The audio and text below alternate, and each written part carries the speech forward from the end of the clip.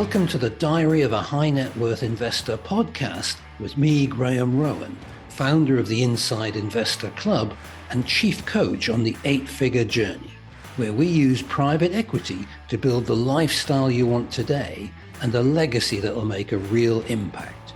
You can learn more at 8figuremasterclass.com. Hello and welcome back to Diary of a High Net Worth Investor.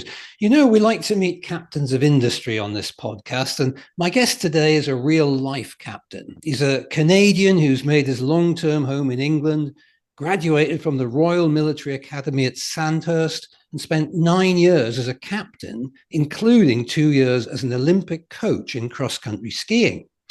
The army wasn't exciting enough for him, so he entered the investment world as a corporate financier and manager of a venture capital fund in Guernsey. That path led him into entrepreneurship, where he has owned, developed, funded, managed, or supported 24 technology companies over the last 28 years. His latest venture is the groundbreaking TPX Property Exchanges, which will turn real estate into liquid funds, using technology that brings together fintech and crypto elements to create a platform that can be used by both members of the public and by major financial institutions. His name is Antony Abell. Antony, welcome to the show. Thank you, Graham. Pleasure to be here. Now, I really need to understand what drove you from Canada to Britain. Was there some terrible skiing accident where you banged your head or something? That's quite a long history. So yeah, the potted version of this one is I come from a long family of bankers: Brown Brothers Harriman, Brown Shipley, Directors Bank of England, these sort of like New York, London, Toronto a little bit as well. So I come from a long family of global bankers and financiers. Canada is a lovely place. I'm still in love with the big open blue sky country. We had a farm out there, lived a little bit there. My first job was as a farm boy, throwing hay bales. And so it's a long journey. So I really came to the UK because Canada, as big a country as it may be, got too small for me. And I wanted to see a bit more of the world. So following in the footsteps of some of the family members, trying hard not to be a banker, to be perfectly honest, I then found myself on the shores of the United Kingdom and started my education here, Sandhurst, and some of the story you know. Okay, so interesting that there is actually quite a number of ex-military people who end up as entrepreneurs. In what way do you think your military career helped to prepare you for entrepreneurship? Well, unfortunately, they leave rather almost a brand on you when you've gone through the Sandhurst system and the military thereafter. You become what the military call very mission focused. And so therefore, the other aspect of it is endurance, able to withstand torture, resistance to interrogation. All the training that we have is just perfect for being an entrepreneur in the United Kingdom. Okay, but I mean, in terms of I always imagine it being very strict and hierarchical, and almost the antithesis of what an entrepreneur needs to be. Was there anything you had to kind of unlearn as you came to this world? Well, yes and no. I'd like to think of myself as financially numerate, which is not always the case with all Army officers.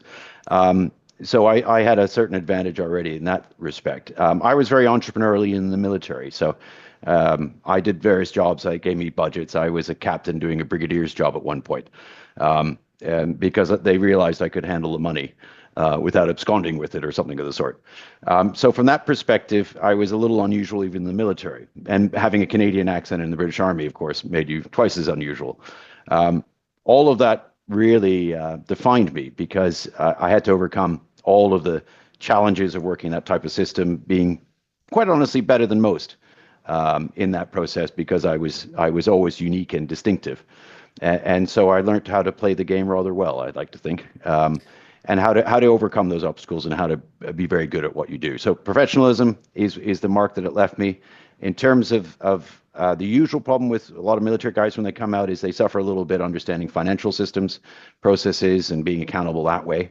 But the advantages far overcome any sort of disadvantages. Mission focused, dedicated, being able to suffer to get things done, and making sure you get a name for delivering what you say. Yeah, and I guess resilience, which is probably the number one quality needed to be an entrepreneur, which would certainly come into it. But then I guess you come out of the military, and then are you there's a kind of a magnetic field pulling you back towards the financial world? Not necessarily. As I said, I tried very hard not to be a banker. I do Yeah. understand global banking probably better than most. If most understood how global banking works, they'd probably be a little terrified in terms of its outcomes. But I do understand very well how the global banking system works and the dynamics of it at central bank level, at tier one bank level, how finance works across borders, all of these challenges.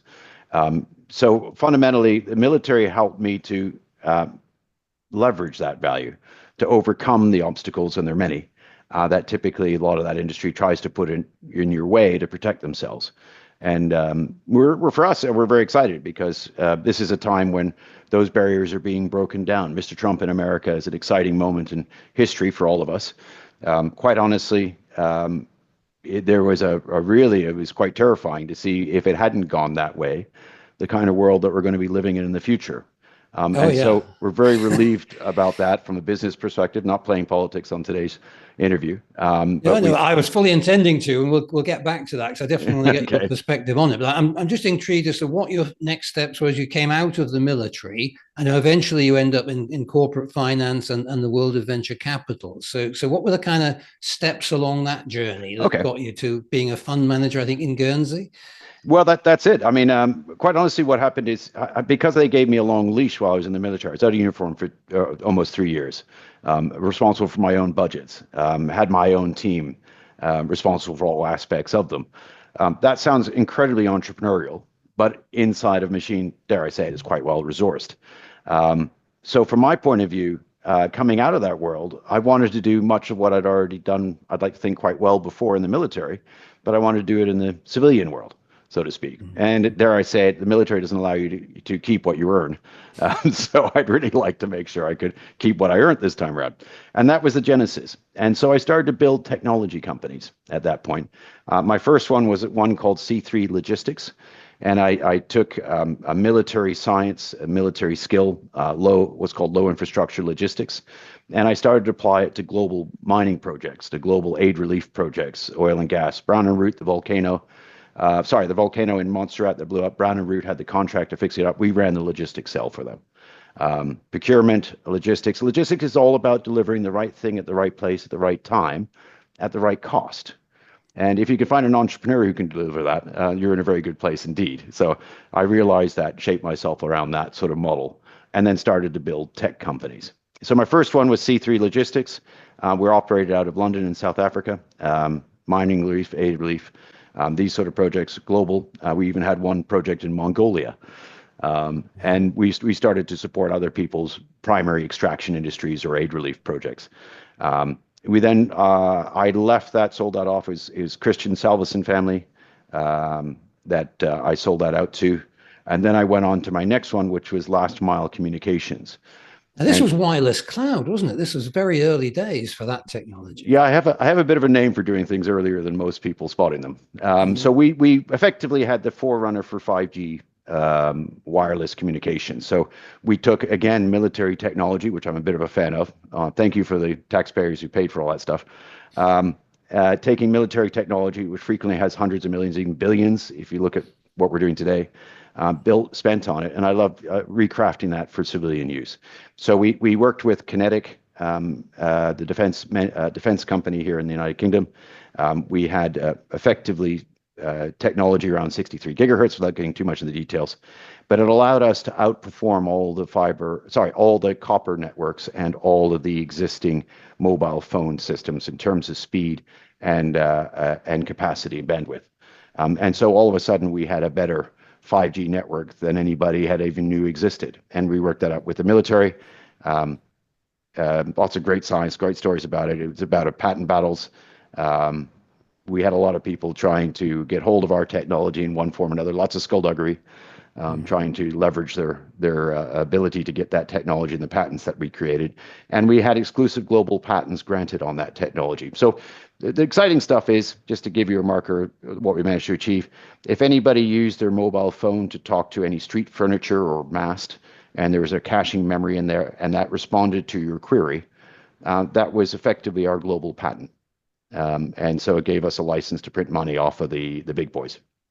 And so how did that develop? Did you sell that on again to another organization? It was a break-even one. There was a lot of politics involved. And again, we had the established mobile phone carriers who didn't like the fact that we had this granted patent and went out to extreme measures to influence our partner, Kinetic, to make sure that the chips fell in a favorable fashion for themselves. So quite honestly, we fought them to a standstill. But by the time we got to that point, we broke even. We did okay. But we couldn't get the multi-billion pound company that we were trying to achieve simply because the big boys ground us to the ground in the end. Yeah, and it was a fascinating David and Goliath story. Indeed, yeah, and to some extent, I think we see that reflected now with some of these corporate VCs, where the likes of a Google or an Intel set up their own venture capital division, sometimes buying a tech company because they want to grow it and scale it, sometimes because they want to kill it. Yeah.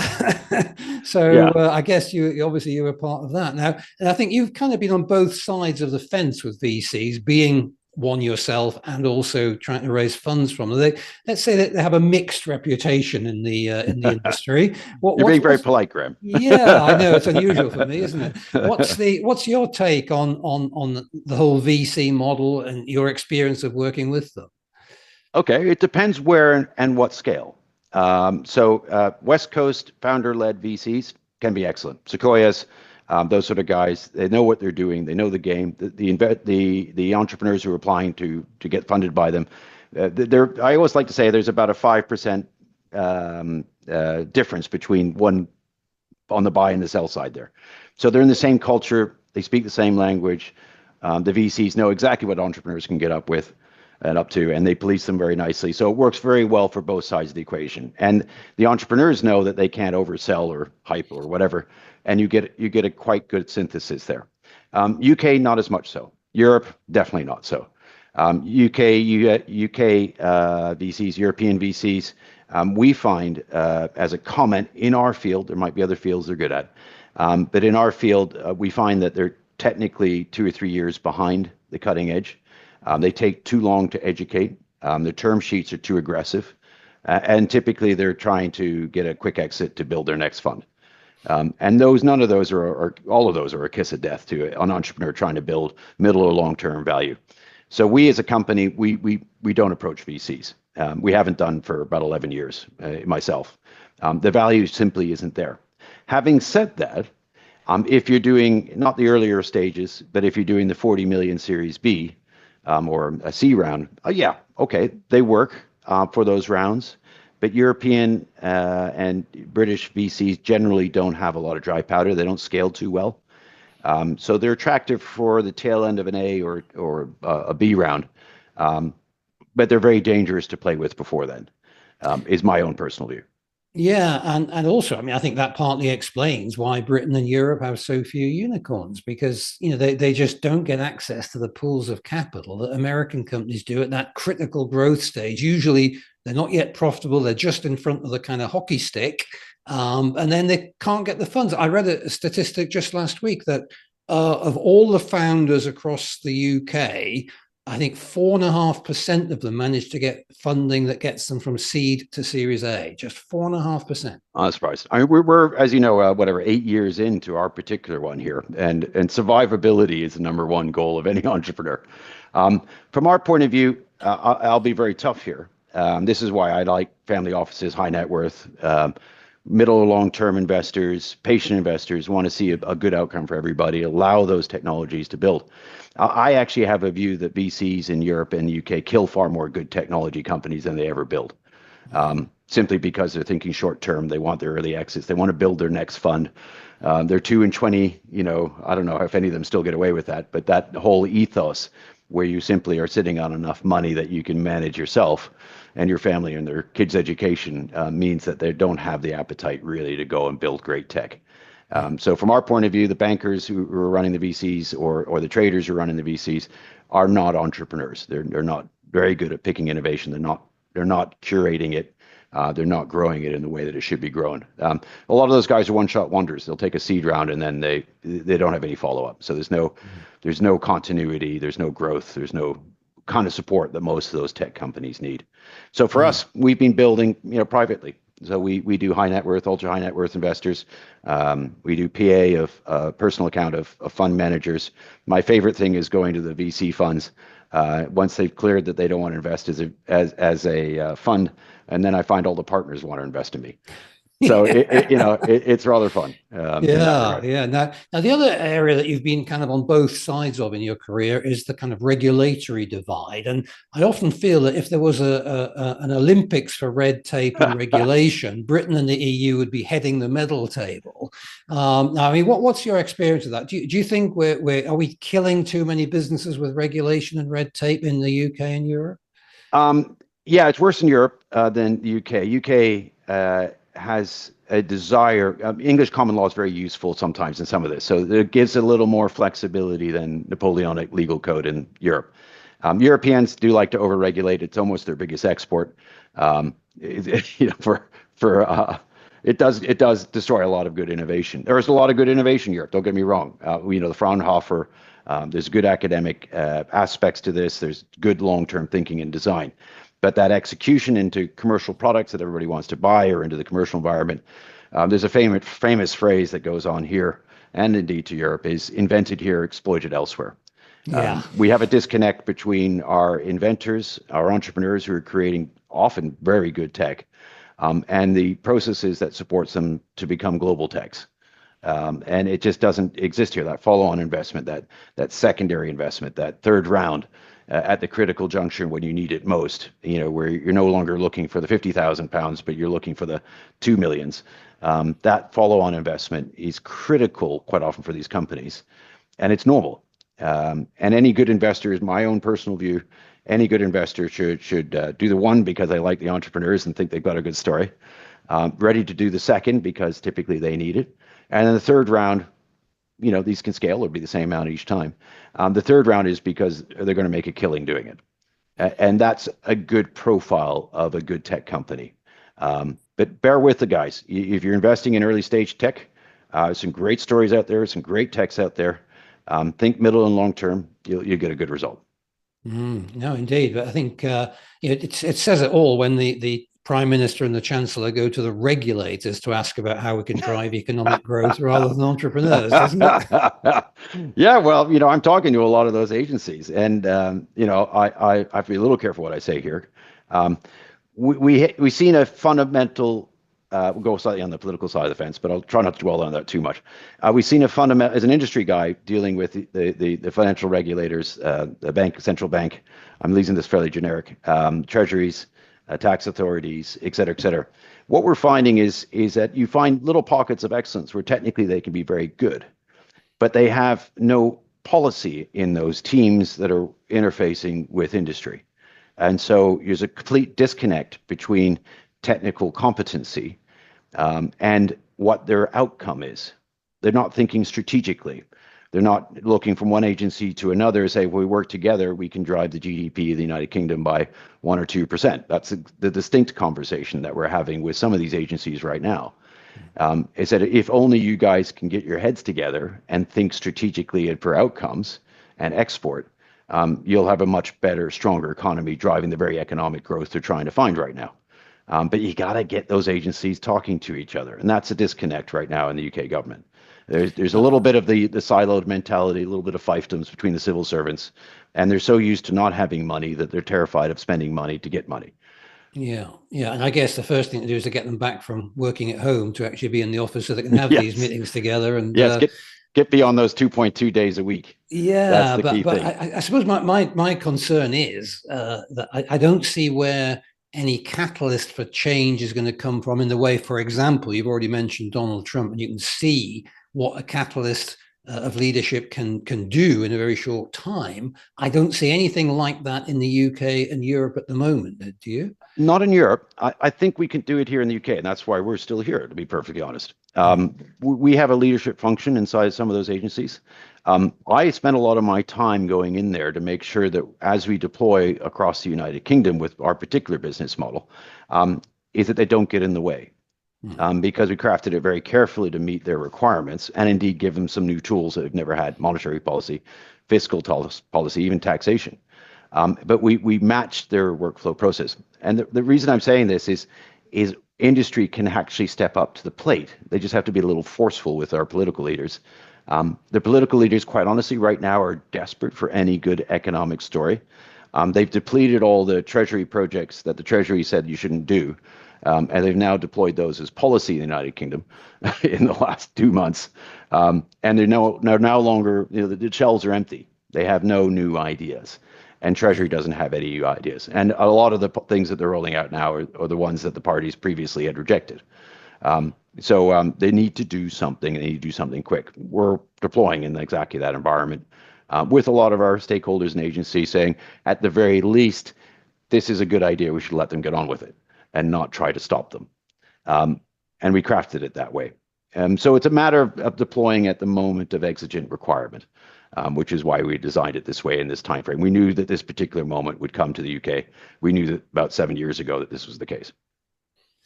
Okay, and it seems to be almost irrespective of which party's in government. It's not something we could say is just because of this new government, because the previous government was equally inept.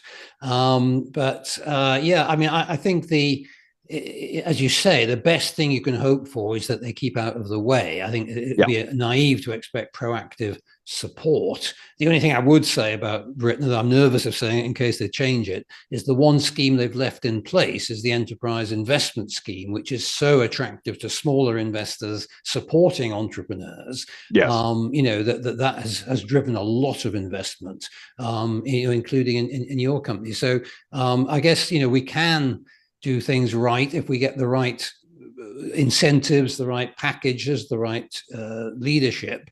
But it feels to me like you're going to succeed despite the environment rather than because of it. Yeah, I think that is probably true. I mean, listen, I've been a veteran. I built a lot of tech companies here in the UK over time in one form or another and supported them. I knew how the game is played here. The EIS scheme is a good scheme, and thank God they've kept it. And quite honestly, what we're finding now is instead of raising our money from a few big private equity funds or VCs, which potentially we might do one day at a later stage, what we found is the ecosystem, with a lot more work from the entrepreneur, to be fair, the ecosystem is still very supportive. So instead of going to the few, we've gone to the many.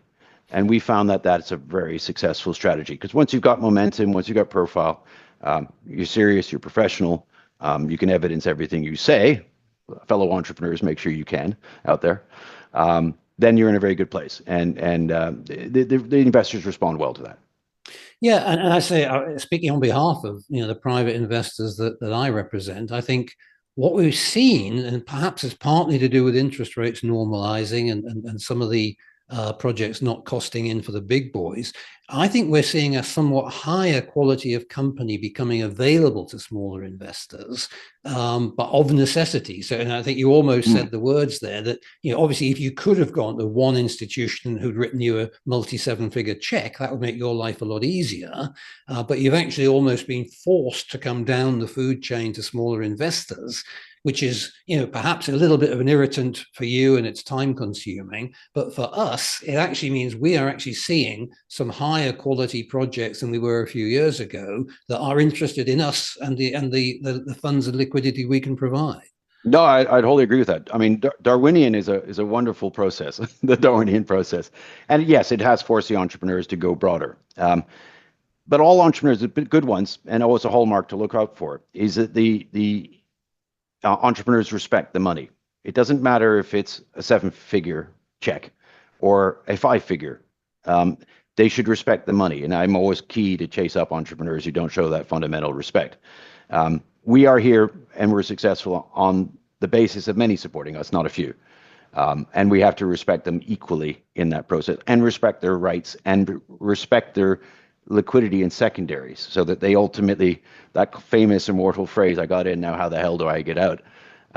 Make sure you have the answer to that question before you talk to your investors, because to get a fair deal, to get the ecosystem that all of us want to have running in this country, you have to make sure they get that secondary liquidity, that exit, in a reasonable amount of time frame. Yes, the investors will come on, they'll back a good idea, They'll back it at scale once you start to show the revenue numbers. Just make sure you've planned in those exit paths for everybody. Yeah, absolutely. And I think one of the areas we'll see huge and are seeing huge growth in the whole private equity sector will be secondary markets and secondary funds, because it's a win-win. Because if I've been in something for 3 or 4 years, I have a chance to exit, but somebody else can come in and effectively short circuit their route to, let's say, an IPO or something like that, because the company's already 4 years down that track. And in another 2 or 3 years, they might double or treble their money. So I do see secondary markets becoming a really powerful force across the rest of the 2020s. Yeah, and I think that's a natural thing. There comes a point where your initial investors don't scale. And this is not an uncommon problem. It's the way it is. You can't fault anybody for this. It helps build those companies. EIS, SEIS investors get the initial stake in. In their numbers, they can go to the point where you're driving that model. And if you get the right one, it doesn't require a lot of external funding. So you can bypass a lot of the risks, shall I say, of the VC market, the private equity guys. And indeed, you can do your timing on that secondary just right. So you get the deal you want. They're balanced. You've got a balance sheet that supports enough of your growth that you don't have to do a bad deal with them. Those sort of markers are always key when you're looking at a breakout technology company, that they can start funding themselves off their own balance sheet at a relatively early stage. They might not get the growth that they're looking for, but that they're going to get there eventually. And at that stage, then they can negotiate a good deal instead of a bad deal on some of those secondary paths. Yeah, and as somebody with steeped in tech as you are, I'd like to get your take on where we're heading with the whole AI movement, because I attended a conference last week where they were talking about people being able to build a unicorn with as few as 10, 15 people, because the tech was doing so much now that you didn't need the millions and millions and millions of funding that you needed before to actually grow something at scale. I mean, how much of this is hype, and how much of you do you think is realistic expectation? Bit of both. So, I mean, I'll mention a couple of things. We use AI, not as a bragging right. We use it in some of our wallet technology to allow automated choices for the user, to create a better economic outcome for them, better economic choices, which the user, quite frankly, won't be able to make those decisions fast enough compared to an AI engine. In terms of the tools, yes, I mean, these tools, I love turning around to my lawyers and saying AI is making you redundant. I still would have a lawyer check the paperwork, because things are changing all the time. And you get sometimes the AI engines are built on the wrong data set. So you might find, for example, in a UK environment, the AI engine that you're using has been built on a US legal code, not on a UK legal code. So you have to be careful. But in terms of automating a lot of simple tasks, in writing simple code sometimes now, yes, it's a massive efficiency. We think that some of the stuff that we're doing with some of the big tier one banks potentially has could save them 60 to 90% of their back office costs, because you've removed complexity, you've removed, someone told me the other day that a simple sale of a share inside of a private equity platform, custodian, had 105 different individuals somehow or other doing something in that transaction before the proceeds of that sale ended up with the owner. You can't have that level of inefficiency. If you can automate 90% of that without changing the risk in it, that's something that I think we can really do over the next year or two. So massive back office savings. I think it's going to have another iteration on this when the robots start to come out, when you can see robots who can work at 10 cents an hour in terms of their electricity costs, and work 24/7 and can instantly upload code to do any task that you ask them to do, whether it's cooking in your kitchen or writing a legal contract. They can learn instantly, and they learn from all the other robots at the same time. So on that basis, when you see that happening, that will change the dynamics of the marketplace quite a bit, which arguably could be, I'll proffer this thought, could be why Mr. Trump is looking at a tariff economy, because he realizes there's not going to be any labor tax in the future. Yes, It's indeed a whole new source of income for governments. Yeah, it's Yes, fascinating, isn't it? Yeah. it is. It is. It is. It'll perhaps start charging income tax for the robots. Well, We'll that see. may be where We'll they'll have to see. go because at the Yeah. moment, unless they think about these things a little more deeply, most of what we're seeing right now is our current government in the UK is playing two-dimensional chess with a five-dimensional grandmaster. And the same with the Canadians. So they're still wrapped up in the politics of their day without thinking what the effects of some of these technologies will be on their economy. Now that still remains to be seen. This is just conceptual still. But rest assured, the robots are coming, so to speak, AI driven by AI engines. Yeah. That will change a lot of things and create efficiencies that hitherto most of us didn't imagine were possible. No, and also create all kinds of social challenges with long-term unemployment, I think, and as you say, a declining tax base. So yeah, it's got pros and cons as with all technology. But I think what really woke me up a bit at this event last week was just seeing what's already there in terms of some of these capabilities. But as an investor, it actually made me more nervous because it's moving so fast that something that looks like an amazing company today could be totally overtaken in 6 or 9 months by the next amazing Mm. company. Yeah. And I saw a roundtable meeting of the guys at Y Combinator that are in their sort of AI selection team, Oh yeah, and yeah. Here and we they were go. saying, "Oh yeah, well I was with them 6 months ago, and it kind of seemed like the state of the art then, but look at this thing now." And you think, oh boy, from an investment perspective, that is so high risk, because you by the time you got the money paid into their account, they're out of date. So Yeah, well, there's that. Well, as always, beware of the hype cycle. yeah, The, yeah, the, the telling point is when you see an AI company driving revenues. That's when it gets interesting. At the yeah, moment, they're driving investment. yeah, And this aspect of and it was rather humorous to see what happened with the Chinese announcing their AI versus the 500 billion that Trump had just announced for AI, and they're doing it at whatever 5% of the cost. So beware. yeah, As always, it's not so much the building of the car; it's when the rubber hits the road. That's always the more interesting inflection point, yeah, because by then the Darwinian process has happened. The good ones have faded or been bought up by somebody else, um, and you don't really know who's going to be that leader until you see them starting to drive revenues. So yeah. for it's worth a punt quite often. Some of these things, if it's a good story, good management team, um, but probably just that. Wait until the rubber hits the road, see who's driving revenues, and then that becomes a more interesting place to invest, I would argue. Okay. Now, we obviously met in the context of fundraising for your latest venture, TPX Property Exchanges. And in my 10 years or so in the private equity sector, this is one of the most exciting opportunities I've come across. We're taking the biggest asset class of all and turning it into micro titles with instant liquidity, which is an absolute game changer, not just for the real estate sector, but actually for the global financial system. So tell me first about where did the germ of the idea come from, and how has that evolved into a project that now has the global ambitions of TPX? Well, it's not just the global ambitions of ourselves, it's our governments and our tier one banks and financial institutions, which I'll come on to. We started this journey as a blockchain. I had a logistics background at one point, I was explaining.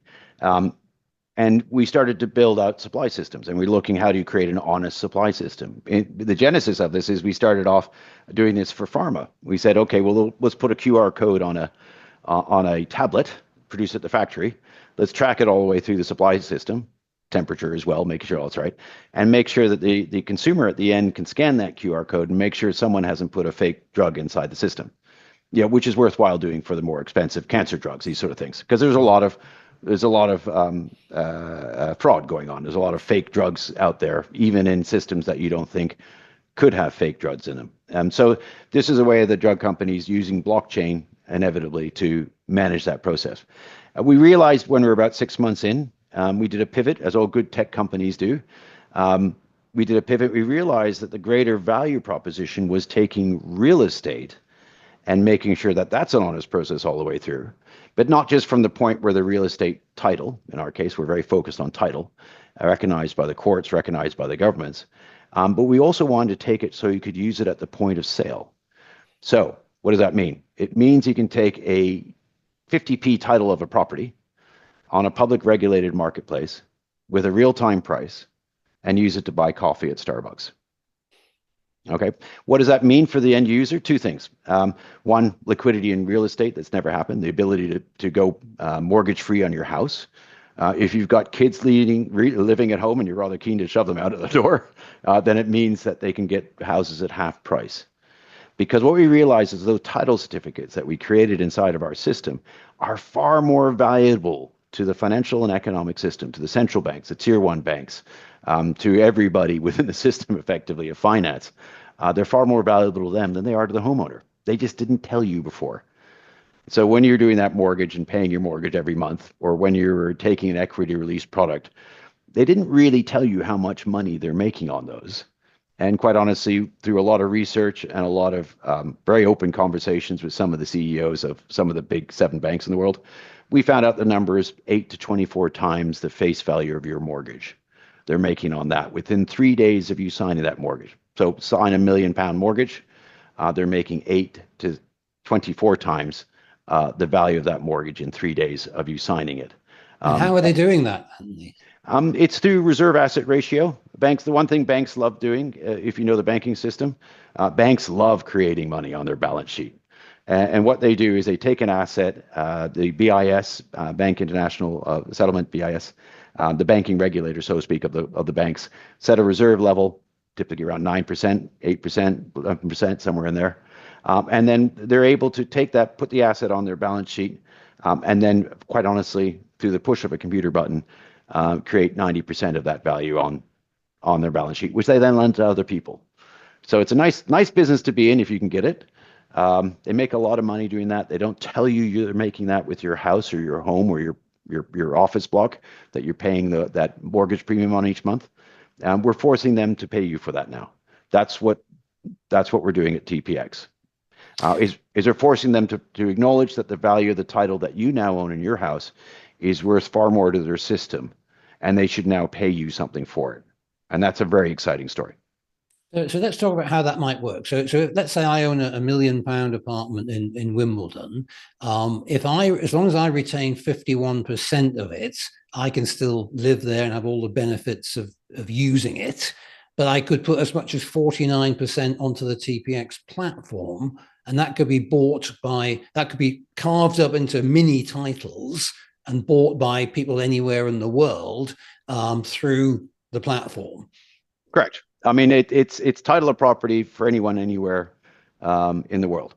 It means that provided we're working this with the regulators, with the central banks, with the treasuries, with the land registry. So this is not something we dreamed up overnight. Okay, this is very carefully a stakeholder down approach to how this can be done to create a form of title money, which is inflation resistant. So it's inflation resistant money is all part of what we create. But going back more specifically, it allows owners of property, commercial property, airports, houses, residential homes, to list that 49% on our exchange, which is not that different from having a mortgage with a bunch of anonymous people in the pension fund or wherever is the financial institution. So you're doing exactly what you're doing before. But the beautiful thing about this is we get rid of that premium each month you pay on your mortgage. So it allows you to go mortgage free if you have a loan to value below 50% of the value of the house. So that's very attractive for people. The idea of going mortgage free, I think, is very attractive to anybody at any stage in their lives. And it also gives another path for pensioners to realize value on their property. I was just going to mention that for the elderly who are asset rich and cash poor, up to now, the only choice they've had have been some very expensive equity release schemes. Yeah. And this is a much more, much easier and less expensive way of realizing some cash from their asset.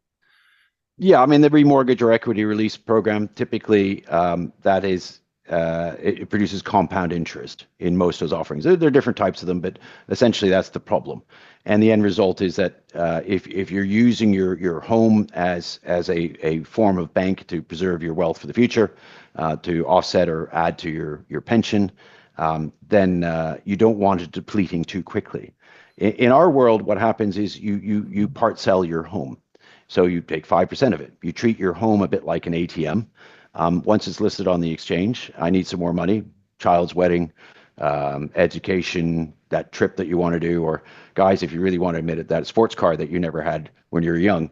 All of these sort of things we enable. So it allows you to access the value of your home, but without taking a new financial product. And that's key. And you still have the owner occupancy rights. And should you have a windfall, you cash in your pension pot or whatever it is that you choose to do later, or one of your investments comes good, you can buy it back because you have, as the 51% owner, you have a preferential position to buy it back, and you can force the sale back to you. And this is very, very useful because it effectively says, in our context, provided we have those liquidity running, is your home is now your preferred bank. Your home is now becoming your bank. You're your own bank manager. You don't have to go to the bank anymore to ask for a loan. You can DIY it. You can do it yourself. And that's enormously powerful for a lot of people who want to manage their wealth and their choices in life for themselves and not be beholden to a financial institution when they do it. And we also take the view that the asset is inflation resistant. So typically when you have a high inflation cycle, when our governments print too much money and there's too much inflation or monetary inflation, I don't like saying those two words together, but the root cause of most of our inflation is our governments, is that when that happens, is your property or real estate is a much better wealth proposition to preserve your wealth than a lot of other asset classes. So for a lot of people, that means they're in control of their destiny, and that's a good thing that we can offer them. Yeah, no, and that brings me up a whole area around fiat currency in the financial system. What's happening here we talked about the benefit there from the seller's perspective, but for the buyer, what it means is they're moving their liquidity out of cash into bricks and mortar, which certainly, if you look at the way in which currencies have been debased over the last 50 years since Nixon took the dollar off the gold standard. Indeed. Then they are actually effectively creating a store of value, but still with instant liquidity, on the exchange if they did need the cash. So to me, it's almost bringing property into the same category as gold and Bitcoin as an alternative to the fiat money system, which is a massive change and development in the global system. Because let's be honest, gold and Bitcoin are very under-owned. Maybe 3% of us actually own them, whereas almost everyone owns property. So this is, to me, this is actually more radical in terms of its potential impact on the global financial system than gold or Bitcoin. Yeah, I mean, we looked at at a macro level, we look at the amount of currency in circulation. It's about 128 trillion, I think it is. The value of real estate worldwide is around about 400 trillion. So there's enough capacity effectively within the nation state's assets, because it's usually a nation state that sets the rules around this, that you can actually create an entire economy that uses real estate as its money. And it also is very, very strategically for the sovereign nation states that we work with. That's a very attractive option. And indeed, in the individual states that we work with in the USA, they're looking to create their own money based on the real estate that they controlled within their state borders.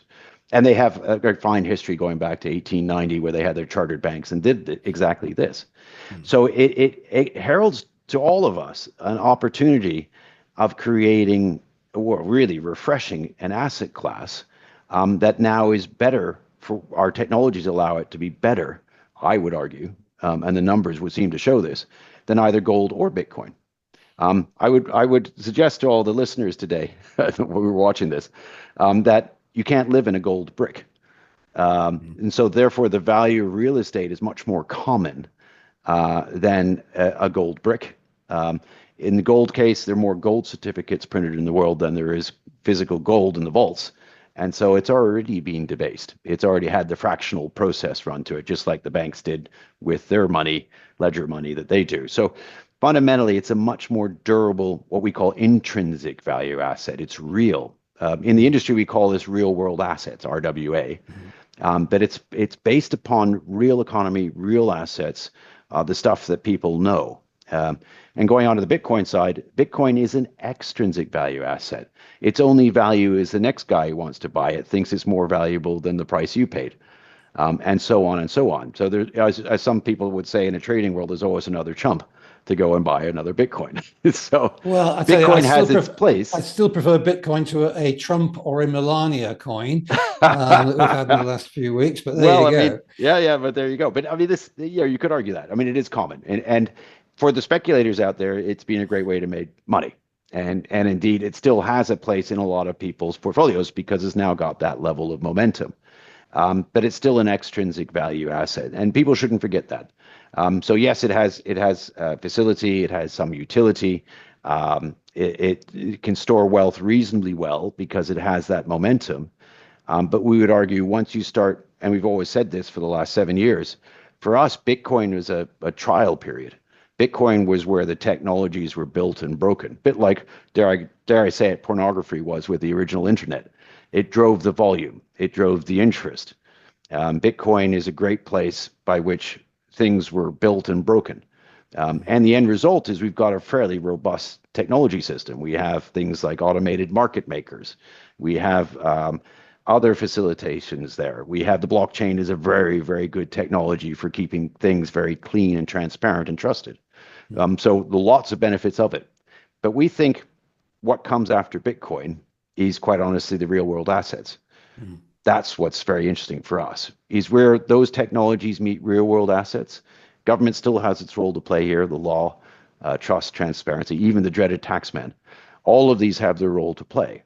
But what's coming next, we think, is a much better system and a much greater value than Bitcoin or some of the other cryptocurrencies.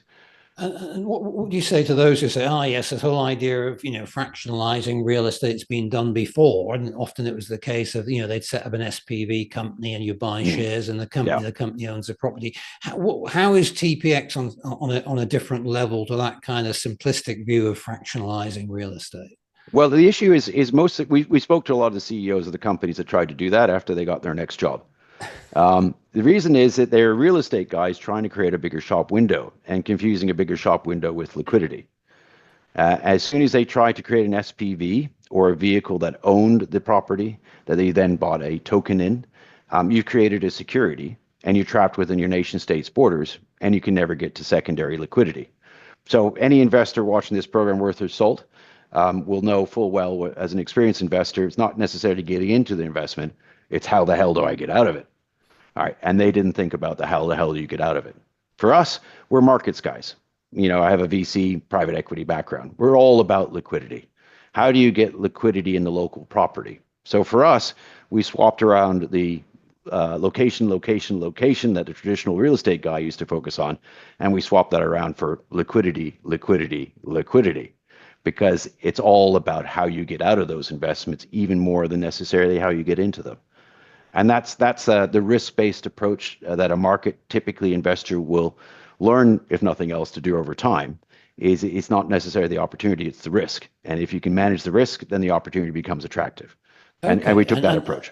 Right. So just thinking about liquidity a bit further, you've got private buyers and sellers coming onto the platform, but you've also introduced this concept of a kind of an institutional back end. So how do the institutions get involved within a TPX property exchange?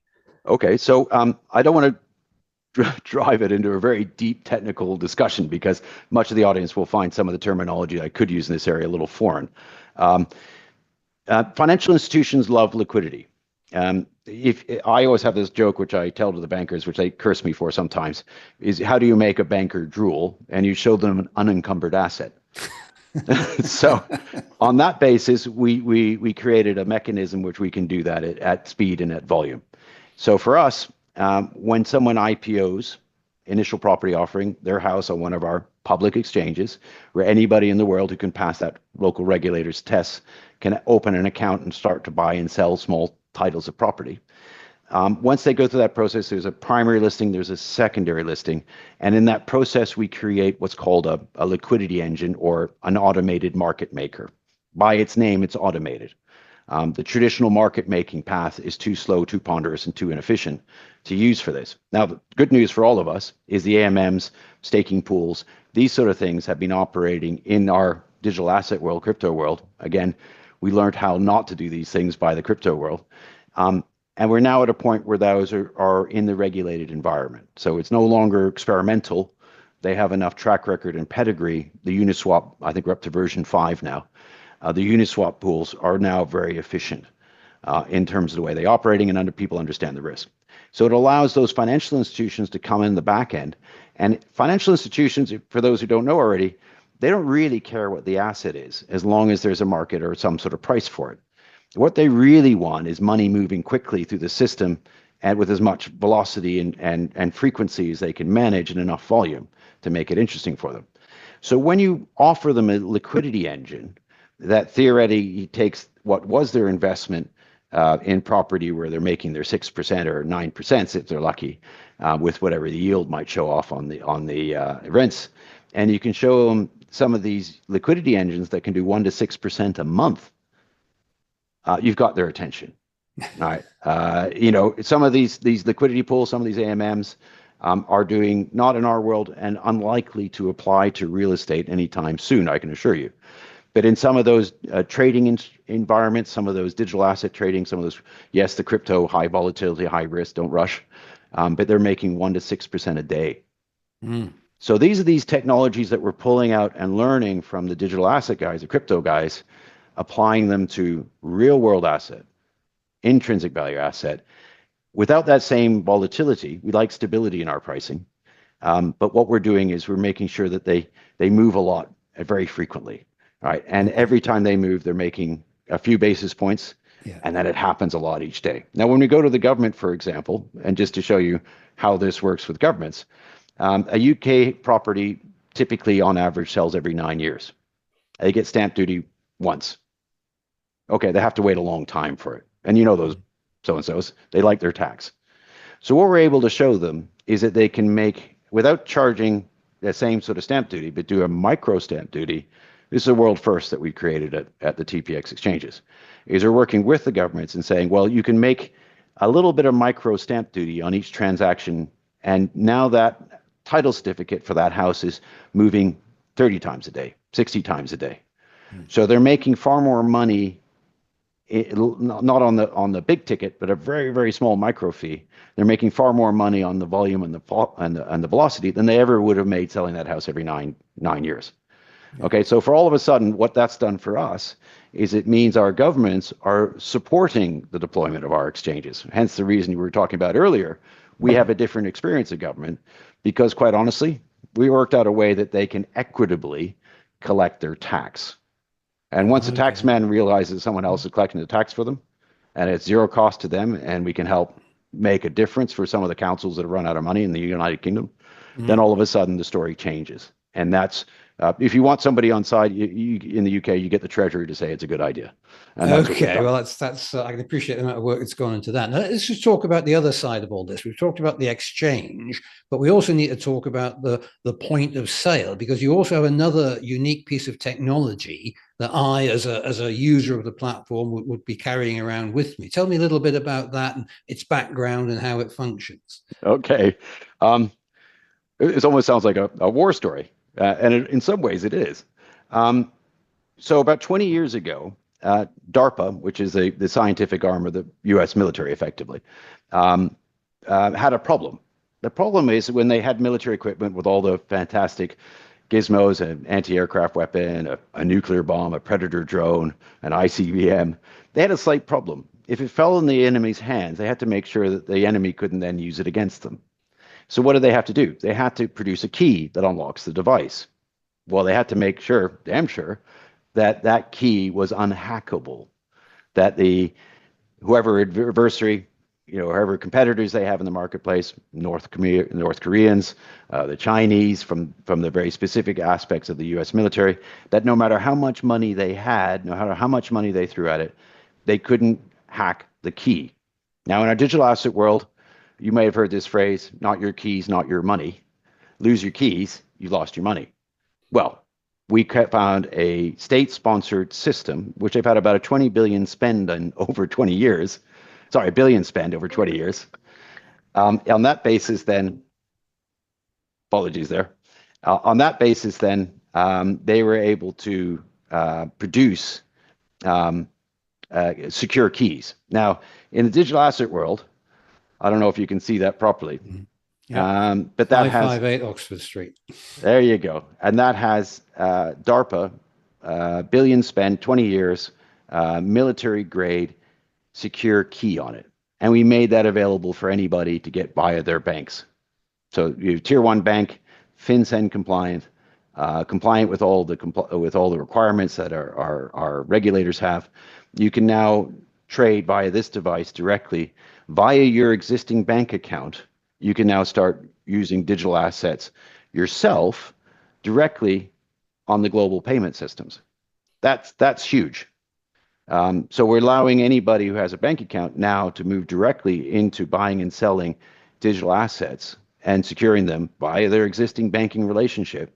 So now the banks are on side with this because they were really struggling because of all the compliance issues that they have to produce a device that allows them to offer the products that their customers are asking for. And increasingly, that's digital assets.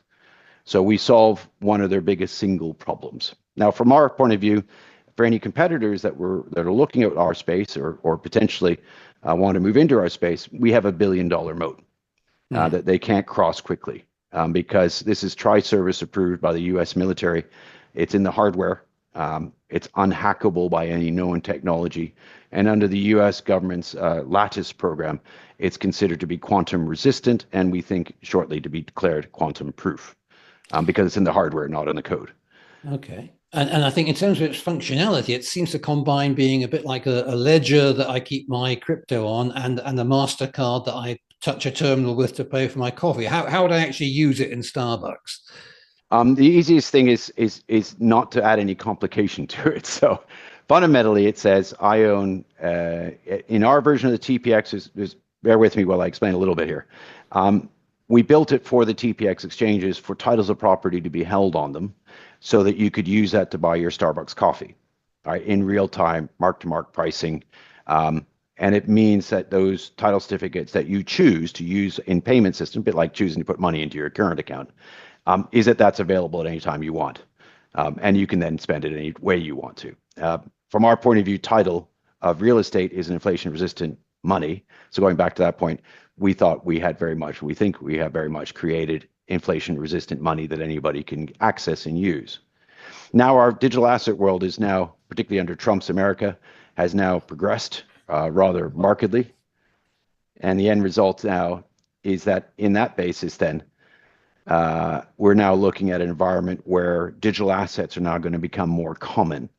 And indeed, I can't declare it yet. We're talking to one of the big three banks in real time in America. We've been identified as one of the three top companies in the world who has built that end-to-end ecosystem that allows them not only to, yes, do our TPX Property Exchange title of property, but also all the other digital assets. Because we solved the on-ramp, off-ramp problem, the FinCEN compliant device.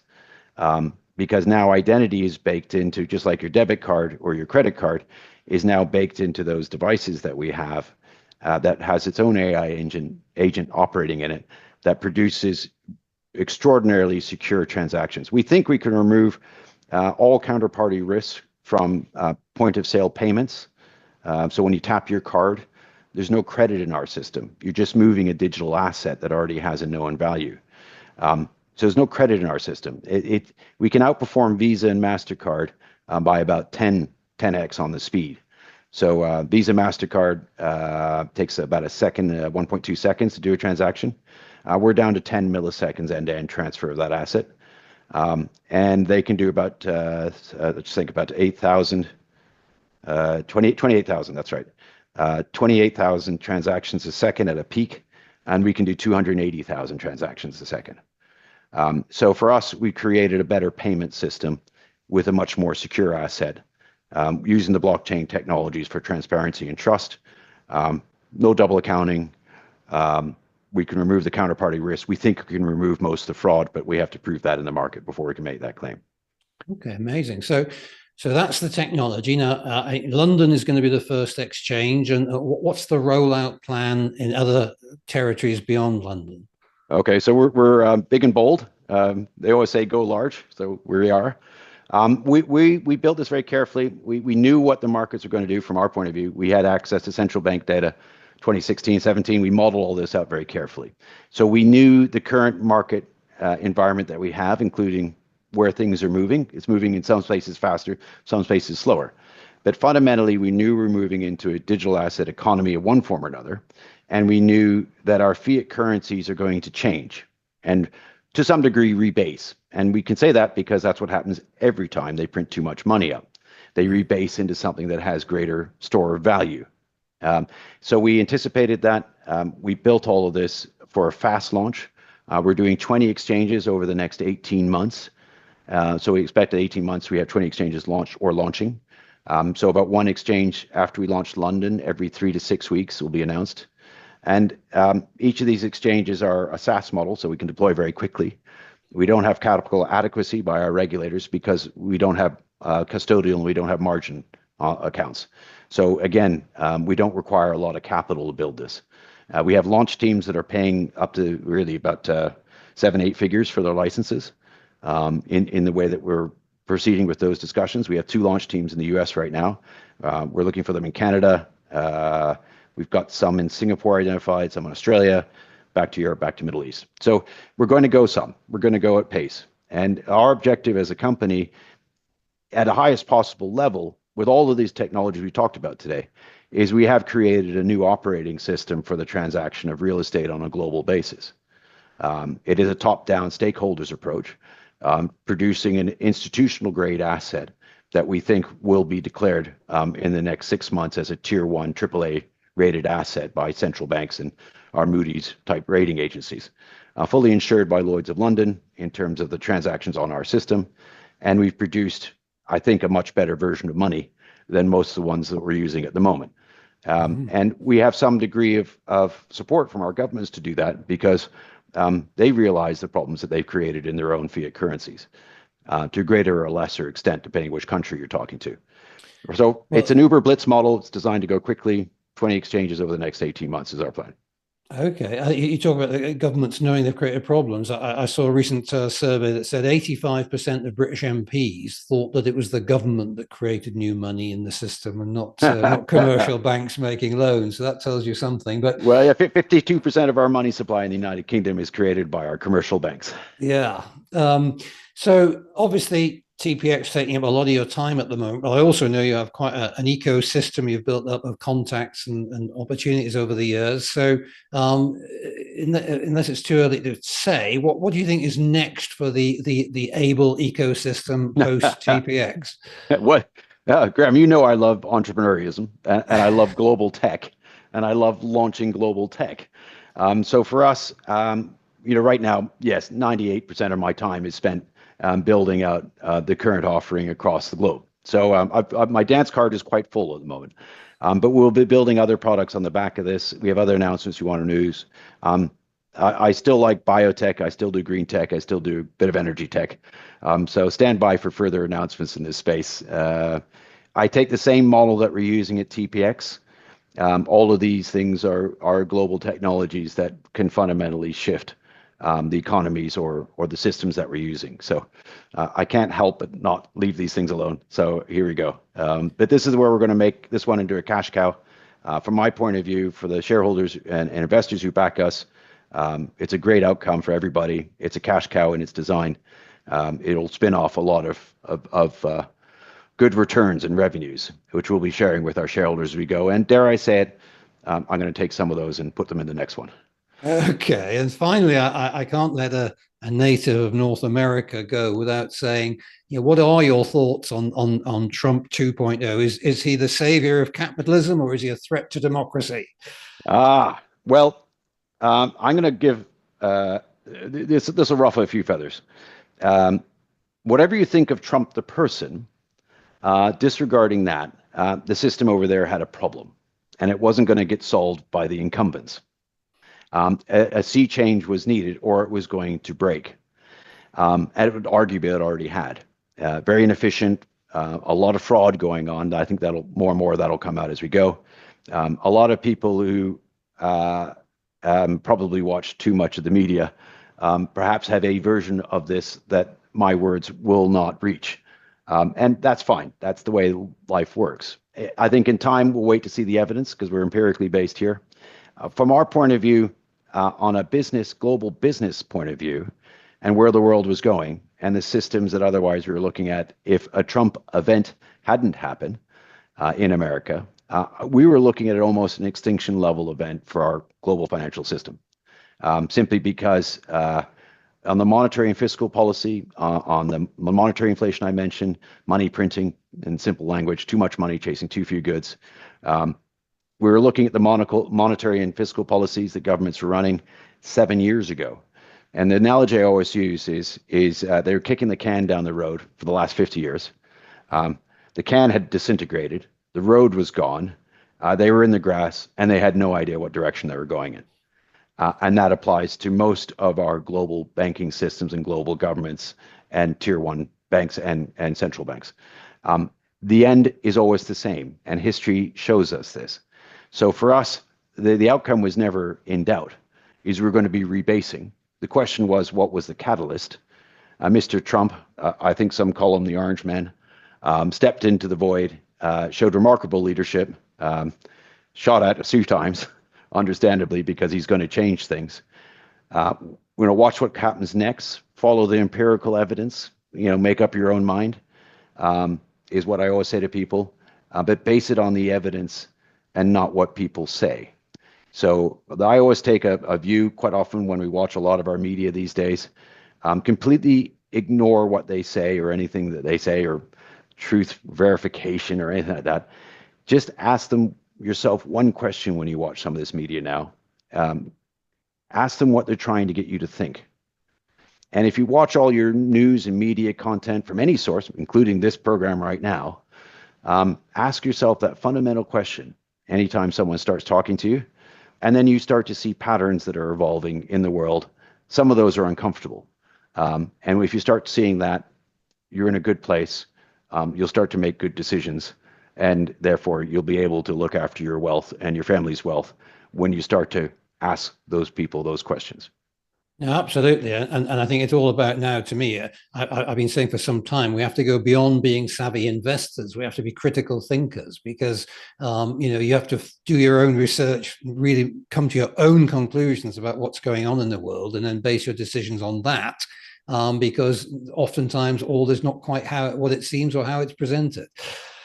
Well, I think if ever you find anyone ever saying to you, or if you say to anyone else, when answered a question or challenged on your reasoning or logic or critical thinking, and you're asked for evidence, and you ever respond or they respond with "they say," you're not doing enough homework, and neither are they. Indeed. Well, I'm afraid the clock is against us, so we have to stop it there. But fascinating insights there. Thank you very much for joining us, Antony Abell. Graham, always a pleasure. Thank you. Cheers. Bye for now, and we'll see you next time. Indeed. Take care.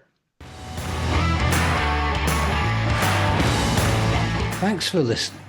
If you're ready to start your own 8-figure journey, head across to 8figuremasterclass.com and sign up for the next free preview broadcast.